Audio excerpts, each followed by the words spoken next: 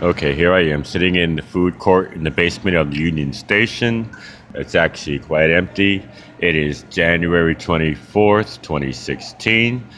There was a blizzard that began on the afternoon of January 22nd, and there are homeless people who have been stuck here in the station for a couple of days for various reasons. They either couldn't get to shelter or didn't go to shelter, and they were just here in the station, and there came a point where they no longer had the option of going to shelter just because of the fact that the blizzard made the roads impassable. We got 2 feet of snow.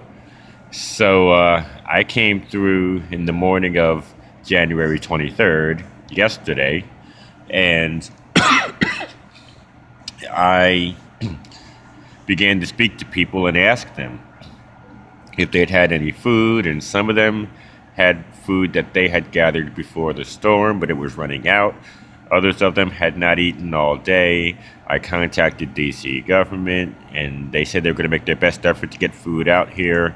Uh, and I began contacting them around 10 a.m., I guess, and around 7 p.m., a Humvee pulled up. They enlisted the assistance of the National Guard and came up in a Humvee to give out food to the homeless. They gave out peanut butter and jelly sandwiches, trail mix, and granola bars. And and they there were a few homeless who got word quickly enough and got out there and got the food. There were some who didn't get word quickly enough. They were all over the station. They were in the atrium, which is right inside of the driving circle. They were at the All Bon Pan Bakery, which is quite a distance away. They were downstairs in the food court. They were also in the Amtrak waiting area. And not everybody got the word about the food. But that said, the homeless have had very little food since they got stuck here by the storm. And I can't really blame DC government entirely. I mean, they did make the effort. The roads were impassable. There was a point at which even the hypothermia vans couldn't get through to bring people to shelter. And that's why the Humvees ended up bringing the food. But as I contacted DC government on January 23rd, there was at least one person who was a bit bothered by me contacting them. And she let me know that at that particular moment, getting people out of the elements was more of a priority than getting anybody fed, which makes some sense. But we had over 50 homeless people in the station going hungry, nonetheless. And I understand her concern getting people out of the elements. It went down to 15 degrees last night. It's going down to 9 degrees tonight. But the station security started coming through a couple hours ago and telling the homeless that they must leave the station tonight. They may not stay here. They said there was a hypothermia van outside waiting for people. I walked up and I didn't see any, and then I heard a different security guard say that it was a block away on North Capitol Street, in spite of the fact that First Street Northeast, which is right outside of the station, is clear. It is drivable, and so I don't know why they would stop a block away when the road closest to the station is quite accessible to the vans and other vehicles. And so I did contact DC government and let them know that the hypothermia van should come right up to the station to pick people up.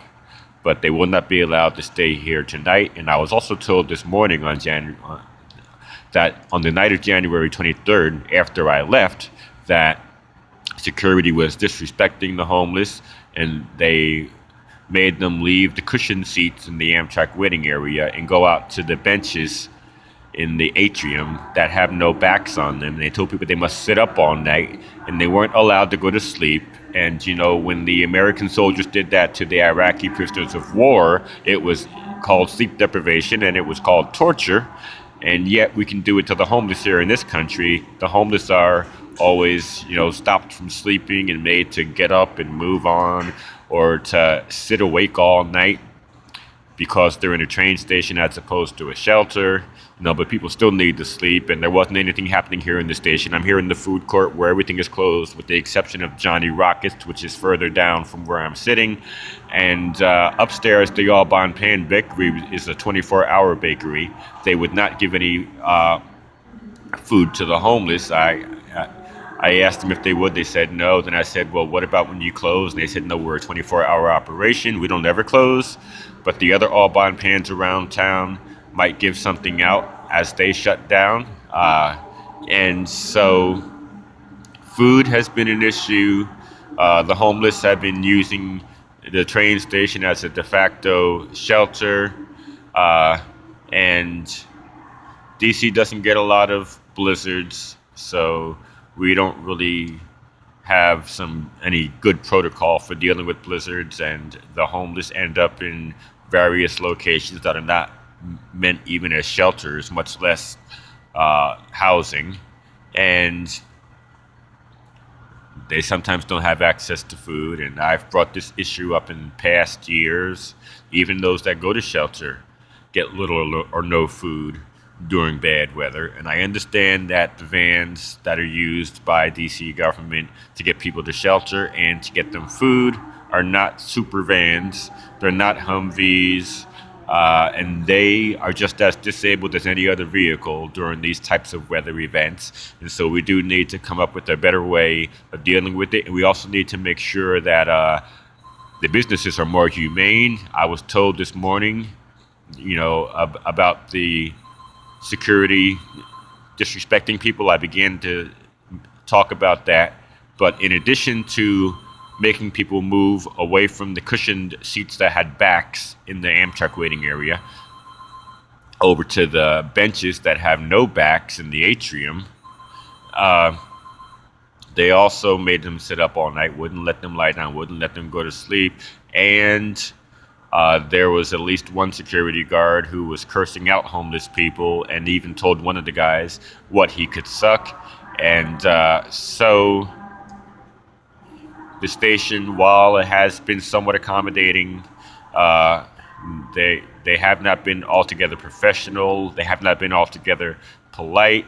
And I think the only thing that has kept them from putting people out into the elements is the threat of bad publicity. Oh, and this woman also told me that at 5:30 a.m. this morning, January 24th, the homeless were told that they had to leave at 5:30 a.m. The sun wasn't even up.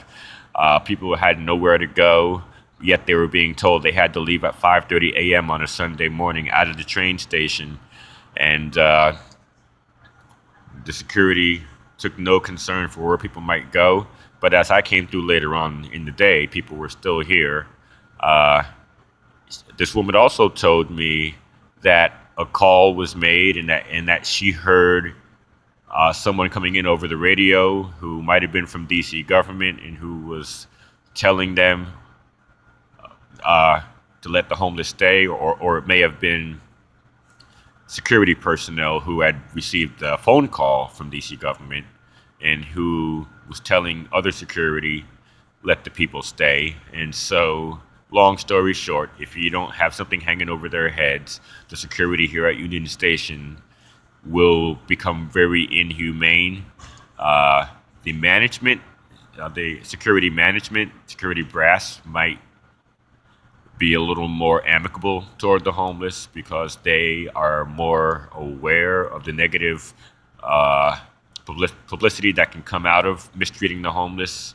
But those that are doing the actual footwork, the low-level security, tend to be very sadistic toward the homeless.